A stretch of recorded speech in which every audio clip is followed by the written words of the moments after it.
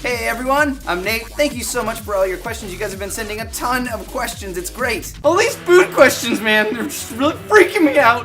You are freaking out, man. There's so much that you guys want to know, and I am so grateful for the opportunity to be able to teach you some of those things. So let's get right into it. Today's question is about herbs. Let's see what the question says. Dry herbs versus fresh herbs. There seems to be some confusion how to dry herbs from my garden and when to add to the recipe, or the amount of dry versus fresh. I think I understand your question. Let's answer it.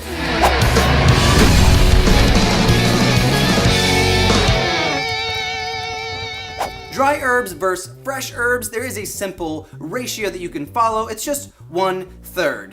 Thanks for watching.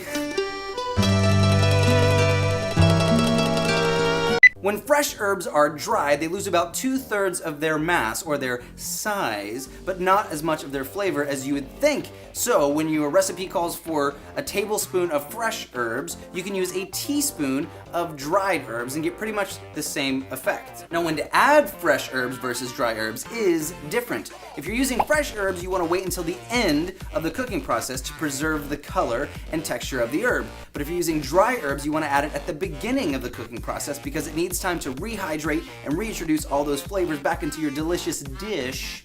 If you're catching my drift. You catch my drift? Now, if you wanted to dry your own herbs at home, it's very, very simple.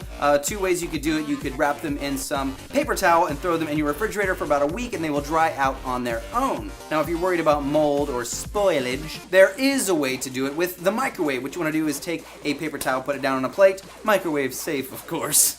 Add your herbs on top of the paper towel and then put another piece of paper towel over the top. And you're gonna microwave in 30-second intervals for about 2 minutes, 2.5 minutes or so until they're nice and dried. And then you can take the leaves off and keep them for however long as you want to keep them.